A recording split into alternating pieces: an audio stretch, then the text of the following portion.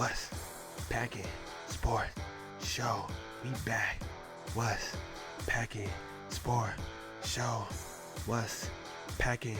Sports show. Get it. Cracking. Hey, what's up? Packing. What's packing? Sports show. We back. Let them know. Put your cheese heads to the bowl. Hey, it's the What's Packing Sports Show. What's Packing Sports Show is presented by the Say It Again Network.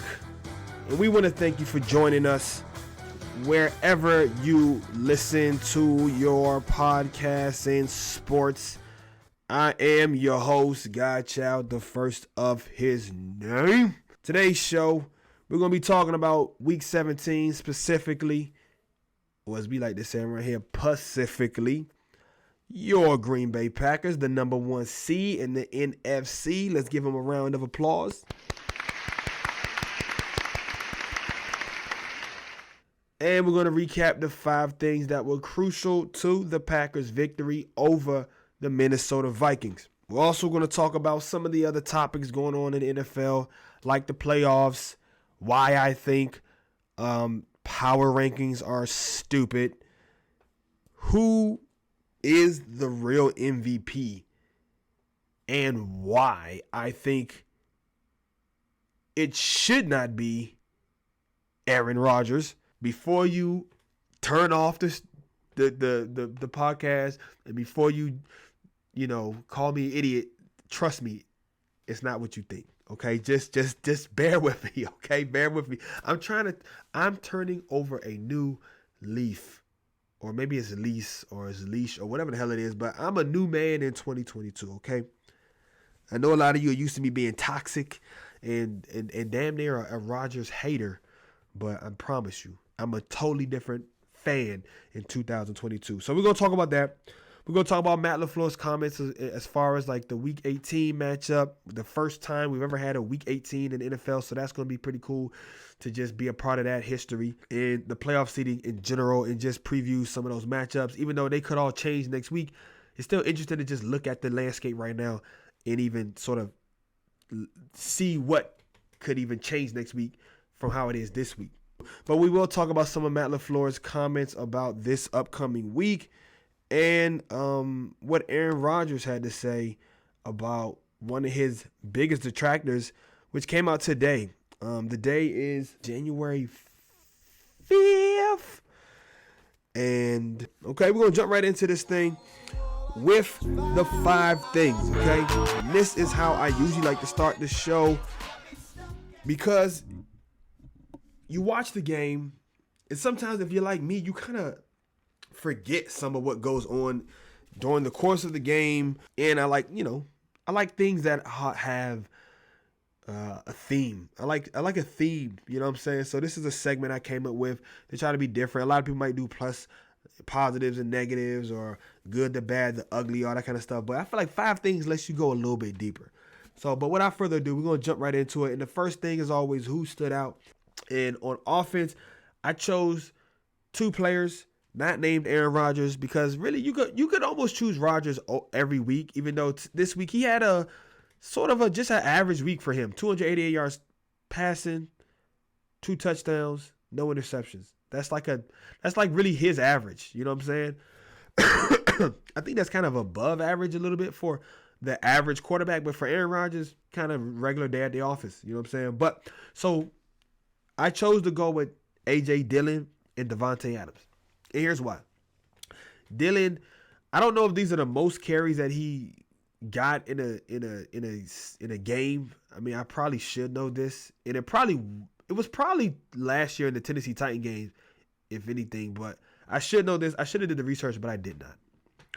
But he stood out to me because he had 14 carries, 63 yards. He had the 2 touchdowns, and he was just a physical runner, man. And I'm excited that this year he's gotten a lot more work than he did last year.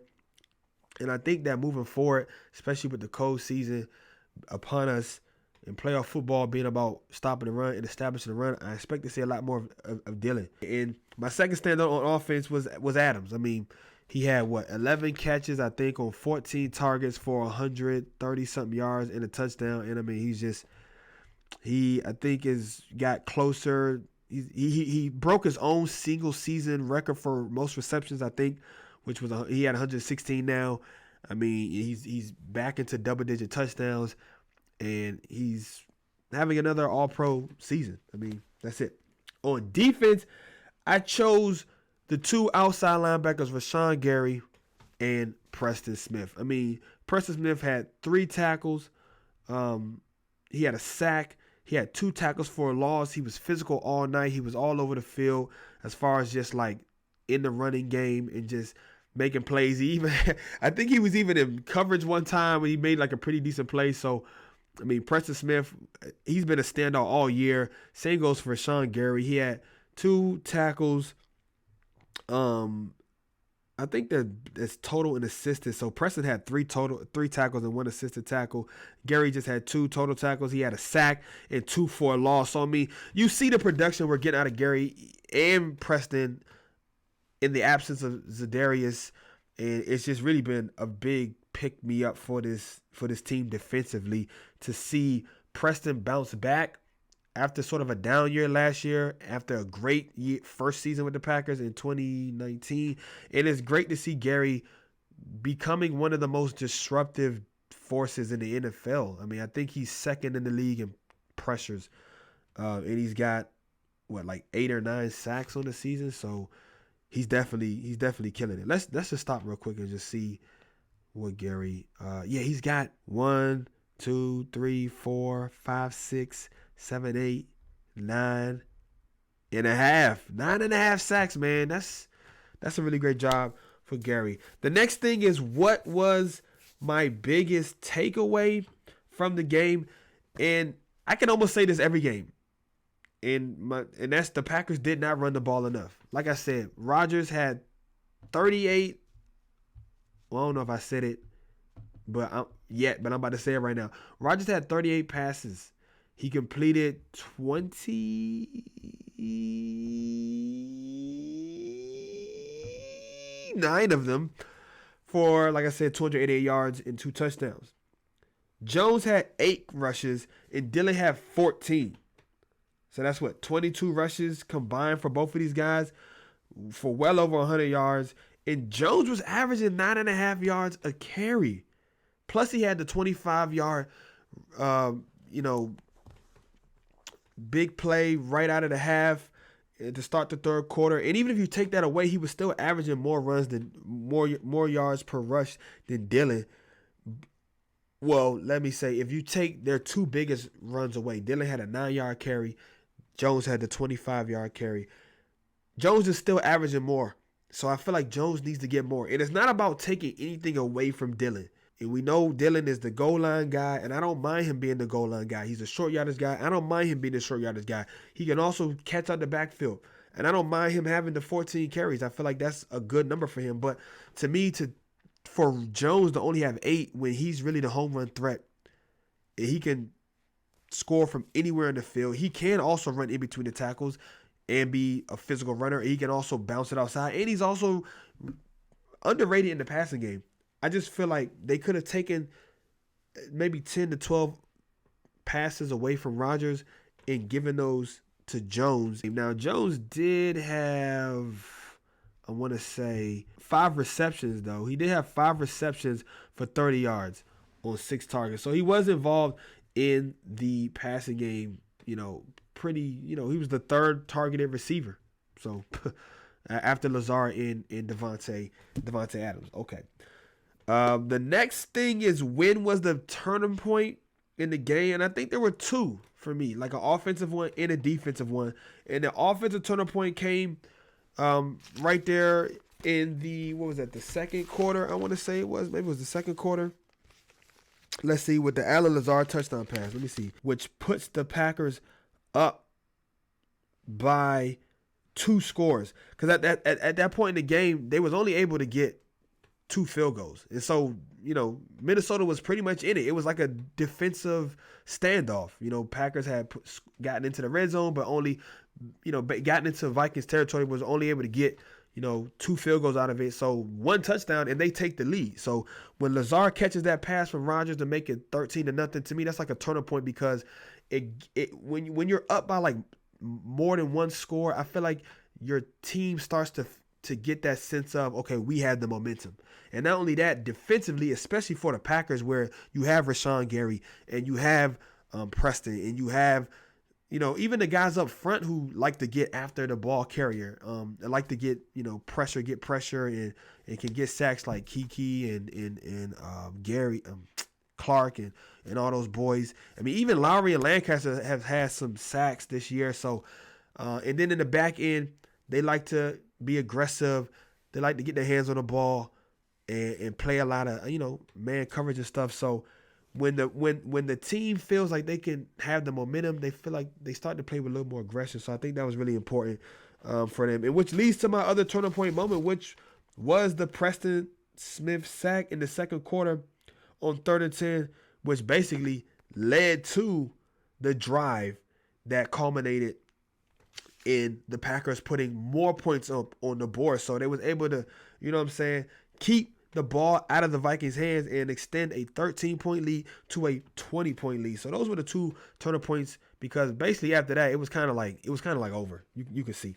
The next thing is, where would I place this win on a scale of 1 to 10? And I contemplated with giving them a 9, which I think may have been my first 9 on the season, if I'm correct. But I stuck with the 8.9. And the reason why I stuck with the 8.9 is because, honestly, I just want to give them, I feel like this team can play a lot better. As good as they look, 37 points, that's quite a lot. But we did settle for 3 field goals. You know what I'm saying? They did give the Minnesota Vikings some life towards the end, you know what I'm saying, with letting them score a touchdown. And you could say that's nitpicky, but with a team like the Packers and how good they're playing right now, and, the injuries and the COVID implications that the Vikings have, they didn't even have Kirk Cousins. So it's like they really should have probably put these boys in a donut shop. You know what I'm saying? They should have had them. It should have been probably no points, honestly.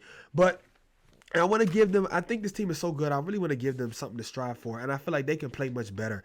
And so I'm going to give this an 8.9 because I feel like they could do even better. Like, for most teams, this would be like a 10. But for the Packers, I feel like it's an 8.9. They can do better. It could be this weekend versus the Lions, honestly, week 18. It could be that week, but I'm getting a little bit ahead. We'll talk more about the preview of week 18 towards the end of the show. And the last thing is, why ultimately do I think the Packers won the game? And there were a couple of different factors here. The defense, coaching. They played well in all 3 phases for once. We didn't have any missed kicks, no missed point after, no PATs. Minnesota didn't have any big returns in the punt or kickoff. We had a couple of good returns in the kickoff. So it was like, damn, they played good in all 3 phases.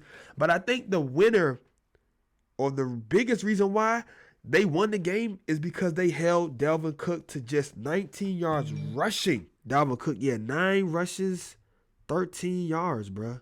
1.4 yards a carry. Somebody said 19 yards. Maybe he had a reception or something in there that contributed to that. Yeah, he did have a reception for 3 yards. And, and last year, right, they had a game where Dalvin Cook went off against us. So we know he can go off. And we know, like, even though it's the Vikings, and we know the division isn't one of the strongest divisions, it's really top-heavy with the Packers. The Vikings, I thought, would be a playoff team, but they fell short. But the rest of the division, they do play the Packers well, at least once out of the 2 times. It's not like they just kick their ass both times. Usually they will play them well once out of the 2 times, and Vikings beat them the first time. So you know what I mean? Like, and this year they beat them the first time, the Packers first time. So it was like, it was good to see them just not really give that up, not give up those yards. And I feel like that was, one of the main reasons why they won the game. So there you have it, man. Those are the 5 things: who, what, when, where, and why the Packers won against the Vikings, 37-10. G's up, baby.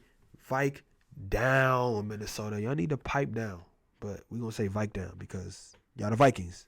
And y'all down bad. So it works on multiple levels. All right. Until the next show, go, pack, go, and remember, ladies and gentlemen, the Bears still and forever suck. Peace.